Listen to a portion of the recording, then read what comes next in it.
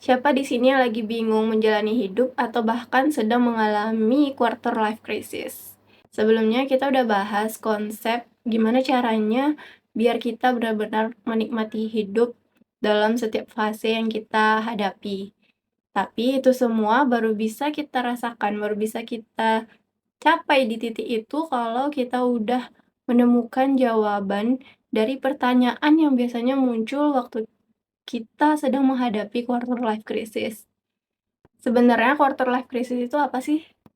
Quarter life crisis itu simpelnya krisis yang dialami seseorang karena adanya peralihan dari remaja menuju dewasa. Remaja yang awalnya kita hidup santai tanpa beban dan tanggung jawab, harus menghadapi dunia nyata di mana kita harus menentukan dan memutuskan pilihan hidup kita sendiri. Kita biasanya tuh mulai mengeksplorasi diri, nyamannya ngerjain apa, sukanya ngapain, apa yang bikin kita happy menjalani hidup. Lalu kenapa dibilang krisis? Yaitu karena untuk mengenal diri kita sendiri, untuk mengetahui apa yang sebenarnya bikin kita bahagia dan memutuskan kita harus menjalani hidup seperti apa itu membutuhkan waktu yang cukup lama. Dan dalam proses itu kita masih belum tahu harus melakukan apa, tetapi lingkungan kita seolah-olah udah meninggalkan kita. Kita udah tertinggal jauh, orang-orang udah meraih banyak kesuksesan, udah menaiki pijakan tangga berkali-kali. Itu semua membuat kita ngerasa kalau kita ini gagal. Dan kita terus merasa tertinggal, membandingkan diri, merasa orang lain lebih baik daripada kita. Itu semua membuat kita khawatir, cemas dengan masa depan kita sendiri. Ada beberapa dari kita yang tidak melalui proses ini, mereka tidak mengeksplorasi dirinya, tapi mengikuti sesuatu itu sesuai ekspektasi dan standar masyarakat. Seperti setelah mendapatkan pendidikan, kita harus kerja sesuai dengan pendidikan yang kita punya. Waktu kerja kita menghadapi berbagai drama di dunia kerja, menghadapi berbagai orang yang kita tidak suka, tapi kita harus tetap melalui itu sampai akhirnya kita mati rasa, kita kehilangan arah, dan hidup kita jadi membosankan, berisi rutinitas yang tidak menyenangkan, dan sampai kita ngerasa kayak robot yang melakukan hal yang sama setiap hari, atau bahkan cosplay jadi zombie karena udah nggak ngerasain yang namanya happy. Hidup kita hanya dari masalah menuju masalah. Akhirnya kita mempertanyakan tujuan kita hidup ini untuk apa? Apakah hanya untuk lomba-lomba mencari kesuksesan, mencari kekayaan, kebahagiaan? Akhirnya di quarter life crisis ini kita nanya sebenarnya tujuan hidup kita itu apa? Kenapa kita lahir? Anak-anak, remaja, habis itu dewasa, harus cari uang, harus hidup, harus punya anak, terus mati, kayak poinnya apa gitu.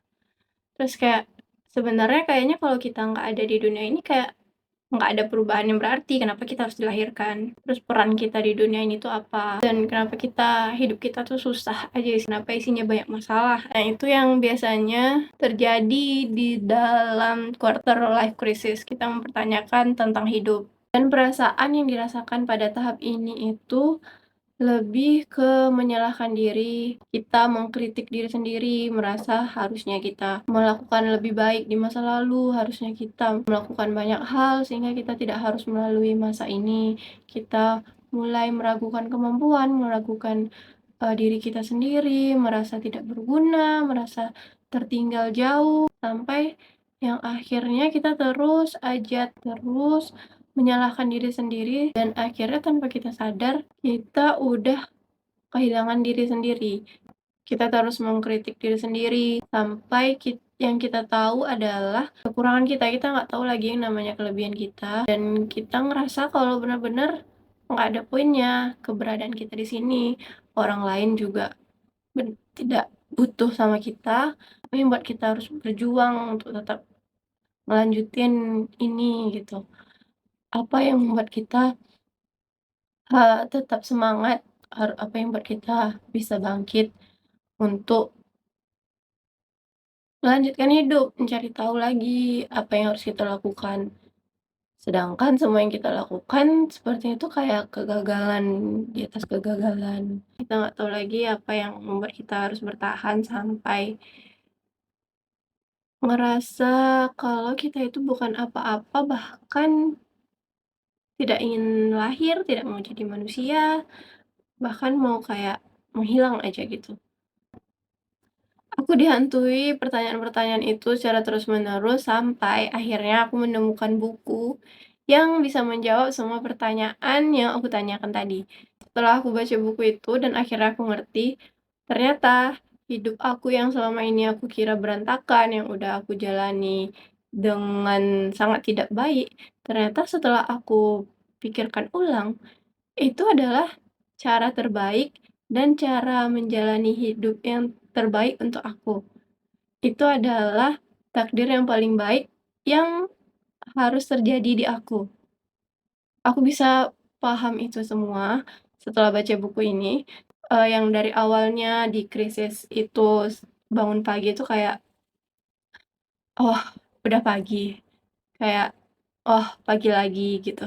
Jadi setelah baca buku itu tuh kayak, "Ya Allah, alhamdulillah dibangunin pagi ini." Jadi kayak benar-benar bersyukur, benar-benar semangat. Keren nggak bukunya? Jadi aku benar-benar bersyukur di aku bisa nemuin buku ini, aku bisa baca buku ini dan bisa mengubah semuanya dan membuat aku paham sama hidup itu sebenarnya gimana. Dan dari buku ini juga aku ngerti ternyata kebahagiaan itu bukan sesuatu yang harus dicari atau dikejar atau yang kita usahakan, tetapi kebahagiaan itu hal yang kita pupuk, kayak tanaman kita pupuk. Dan dari kebahagiaan kecil akhirnya sampai kita bahagia ya cuman bangun tidur aja bahagia, dikasih hidup, kesempatan hari ini aja itu bahagia. Dan, dari buku ini juga aku paham ternyata tenang itu bukan sesuatu yang kita cari atau tiba-tiba kita dapatkan setelah mengerti sesuatu, enggak. Ternyata tenang itu sesuatu yang harus kita latih.